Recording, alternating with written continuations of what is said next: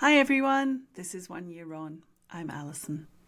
And following on from episode 17, today's episode is about the sensory overload and how I have been able to handle it. Sensory overload wasn't something I had an issue with in my life before the stroke. I did have a problem in noisy restaurants, for example, discerning someone's voice amongst a large number of others. But it wasn't due to sensory overload in that I couldn't cope. It was simply my hearing was being bombarded with lots of different sounds and my brain was unable to distinguish. I have tinnitus and have had that for a long time. The sensory overload I speak of is in relation to how I am after the stroke. And that's, well, the only way I can explain it is it's like a tsunami of sound, being caught up in the waves of noise and other stimuli. My brain literally can't cope, and it can make me quite anxious and unable to cope, unable to form speech while I'm in the midst of it. It covers a large range of things: lights, sounds, smells. In the very early days, I remember totally overdoing it and paying a massive price and being unable to communicate at all and having to lock myself away for the rest of the day. So I started with not going to shopping centres because they're a microcosm of sensory overload.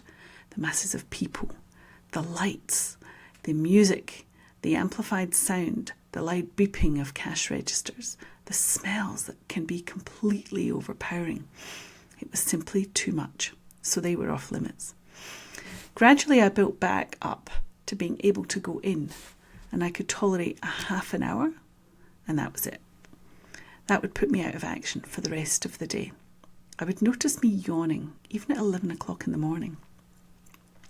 And I knew I was reaching my limit. My GP mentioned wearing sunglasses and earplugs.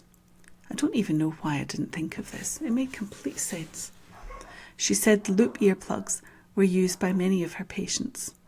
I had seen those advertised on Instagram and I thought them a gimmick when I had seen them before. They were quite pricey and I didn't really want to splash out on them, but I did buy one pair and I've never looked back. They allowed me to go into places I would simply avoid before and to be able to tolerate noise in a way that I couldn't before. I could do that for longer and get used to being around more people. There is particularly one chain of pharmacies here which is awful, just awful for people. Lots of people and lots of noise. The tills have an extremely loud, piercing beep, ridiculously loud. Even with the earplugs in, it's loud. Now I can go in there, and whilst it's still not annoying, I can tolerate it. I've taken to going to some shops in the evenings when they're less busy. One in particular is very bright with massive floodlights. But being able to go in for a shorter time and get around quicker because it's less busy enables me to be exposed to less stimulus overall. It's a workable solution. So that's become a mainstay in my life for now. I'm not sure how long sensory overload will be an issue and if my brain will recover from that fully. It's nearly 15 months now and it's still something I struggle with. Another thing that was sensory overload was the phone menus and the phone calls where people spoke quickly and spoke at me, maybe giving out information rather than a conversation, two-way back and forth. More than once, I've been left rendered in the tsunami space, i.e. being swamped by someone speaking at me. One person who was talking to me while typing in the background. I've had to ask people to stop typing, the tap, tap, tap, tap, tap. You kind of get good at saying what you need and make sure people understand what they're doing. It's making it impossible for you. Sensory overload for me is too many choices, too many chemical smells, too many people creating too much movement, too much noise, too much brightness, too many sounds, too much information at once, too much, just too much.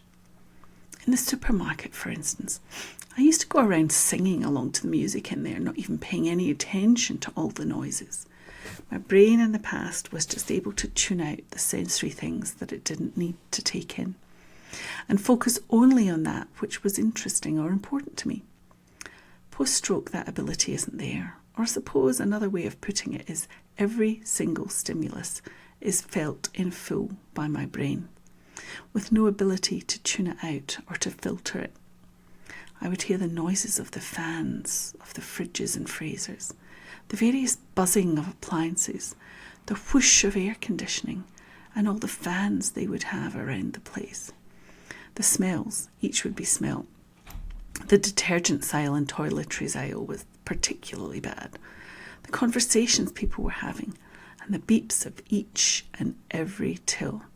The noise of the conveyor belts, the other people who were there, all the conversations they would be having, the perfumes and smells that they would bring with them. Sharp noises were really bad, and even now sharp noises can make me go deaf momentarily. Cutlery, china, pots and pans, all these household things, going in and out of the dishwasher, for example, that would be overwhelming. That was the tsunami, the overwhelm. If there was something that I had to listen to focus on, and there was a lot of sound around, that was impossible. Turning down the other sounds, if that was possible, or getting rid of that stimulus, which were not needed, could allow me to be able to focus on what I needed to focus on. My husband and I needed to go into a shop in the early days, and he to try on a range of clothes. I explained to the shop staff that the background music was an issue for me, and that shop staff switched it off right away. And that made the experience a lot better for me, which was such a kind accommodation. The shop also had bright lights, which wasn't able to be changed, but he could switch off the background music. I used to ask for adjustments to the environment where I could, and in the home it's much easier to control your environment. Noisy restaurants, not so. You either wear the earplugs or you don't go. You can't reasonably ask for them to change their environment, as that's what's give it the ambiance. If, however, you're hiring out the place, then it's yours to determine what's played and how loudly. If you're sharing the space with other patrons, less so.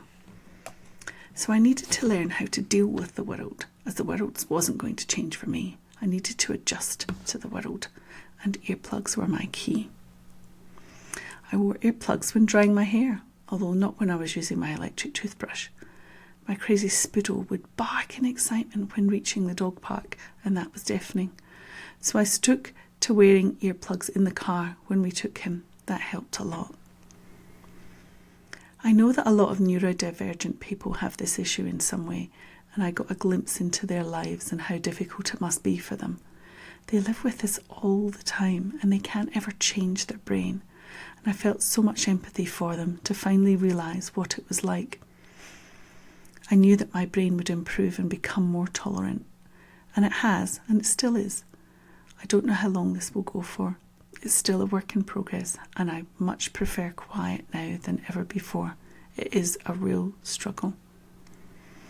Thank you for listening. If you've enjoyed this episode, please like, share and subscribe.